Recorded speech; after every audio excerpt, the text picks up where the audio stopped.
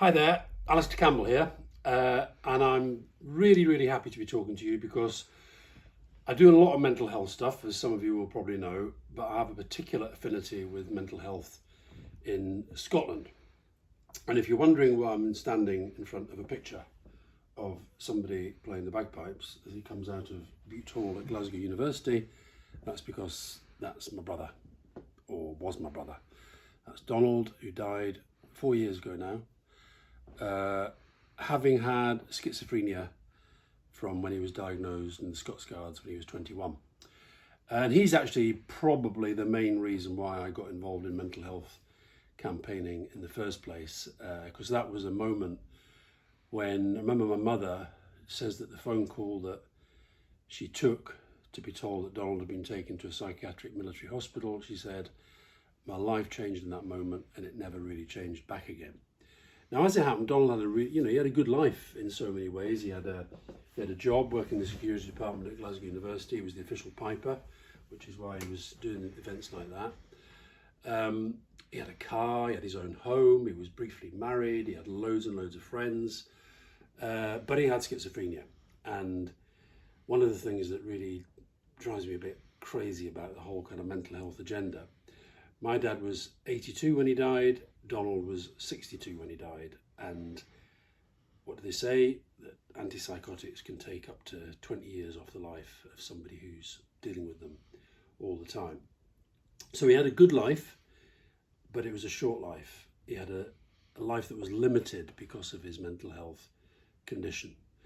My own mental health situation, in fact, there's a line in the book that I've recently published about my depression where Donald says to me, he says, I saw you on the telly talking about your one-time psychotic breakdown. If they want to talk to a real expert about psychosis, come and talk to me. And it's true, I had one episode of psychosis in the 1980s. I got arrested because I was behaving strangely in a public place. I got hospitalised for a while. And interestingly enough, a few years ago, the Daily Telegraph, not a paper that's that nice about me much of the time, but they wrote quite a flattering profile of me in which they used the line, Alastair Campbell's had quite a successful life and career despite a history of mental illness. And next time I saw the reporter, the journalist who wrote it, I said, listen, if you write about me again, just think about maybe saying who'd had an interesting, successful career, life and career in part because of mental struggles. And why I say that is because that breakdown back in the 80s, that's what I think made me sort myself out. I think it made me more resilient. I think my depressions made me, I hope, more empathetic. I think that I'm not sure I would have been able to withstand a lot of the pressure that I've had in my life, particularly in politics, working for Tony Blair and the Labour government, if I didn't have a kind of inner strength. And a lot of that, I think, comes from those struggles. That being said, once I left Downing Street, I had a really bad crash, and that was the point at where I actually started. I was self-harming at one point, and that's when I realised I had to get help, and I got proper help. And I'm now in better shape. If I get the book there, it's called Living Better: How I Learnt to Survive Depression, not beat depression, not conquer depression, not imagine that it won't keep coming back from time to time. But I've just got so much better at learning how to live with it. And I think that's had a positive impact, not just on me, but also on my partner, Fiona, and broader family. So why I get so involved in the mental health agenda, I actually think it's the last great taboo. I think if you think about all the great campaigns there have been, I watched the film the other night about Ruth Bader Ginsburg, the recently departed Supreme Court judge, and it made me think about what I call the campaign arc.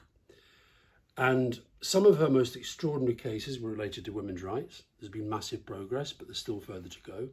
Gay rights, there's been massive progress. Racial equality, there's been massive progress. And I see the mental health campaign in that context as a great campaign where we have to get to a place where the discrimination that still exists in the workplace and in the employment market and in the housing market, and the discrimination that still exists against the way we think about people who are mentally ill. So, for example, the fact that the public, the general public will think that they are more likely to be a victim of violence from somebody they might see in the street who's visibly mentally ill, when in truth, that person, the mentally ill person, is more likely to be a victim of violence than they are. The discrimination that exists within the health service, including, I have to say, within the health service as an employer. I know people who work in the health service who are scared to admit that they have a mental health problem, who are scared even to get treatment for it in case it shows up somehow and that within their trust. I know somebody who actually goes to a different trust out with where she lives because she feels that if she does it where she lives, that will be held against her where she's employed as a nurse. So all that kind of discrimination has got to go. And I want to get to a place, this is where I think we've got to keep our minds focused on. I want to get to a place where individually, culturally, societally, we feel, all of us, we can be as open about our mental health as we are about our physical health. Because I know from my own personal experience that having been out the way that I am, having thought about it as much as I have, learnt how to deal with it as well as I hope I have, I save the health service money. I no longer use health services in the way that maybe I did. So I think individuals can do a lot for themselves. I think businesses are incredibly important as employers in understanding that they're not, particularly with COVID coming down the track and the recession coming down the track, businesses are only going to succeed if they've got good people. They're only going to have good people if they look after those people. And then, of course, government. We've all got to press government to do more and to do better than they're doing. Funnily enough, during lockdown, I did a series of interviews with a series of public figures about how they were coping in lockdown. One of them was Nicola Sturgeon, and she made the point that we've got to move from where we are now to let's just sort of patch people up when they're in crisis to the more preventative side of stuff. And that's absolutely right as well. I do worry that with the UK government that we have, I'm not sure they get this whole agenda, but we've just got to keep fighting on that. So individuals to do more, businesses to do more, and government obviously to do more. And the campaigning and the organisations like your own and the coalition you've got, where you're not just campaigning and lobbying, but you're out there in the community and delivering services and helping people, that is going to be even more necessary as we go through what is inevitably going to be the economic consequences of what's already been a health crisis. So what you do is incredibly important. How you do it is incredibly important. And there's always times when you're involved in any big campaign or any difficult organisation, particularly at a difficult time like this, when you sometimes think, you know, God, it's so hard, how we're going to get to where we need to get to. But you know you've got right on your side. You know that there's discrimination. There isn't parity between mental and physical health, and we've got to get it. You know that people who have potential are not being allowed to make the most of their potential because of mental health conditions. And you also know that that campaign arc that I talk of, that we are moving in the right direction. So we've just got to keep believing, keep fighting, keep organising, and you guys keep doing the wonderful work that you do. I hope you have a fantastic AGM.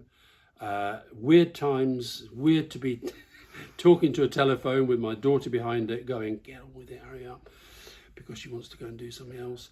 But I really want to say, I think what you do is fantastic. I totally give you my support, and next time I'm up your end of the country, I will happily come and see you, and hopefully before too long we can do these kind of things in person. Good luck, have a great AGM, see you soon.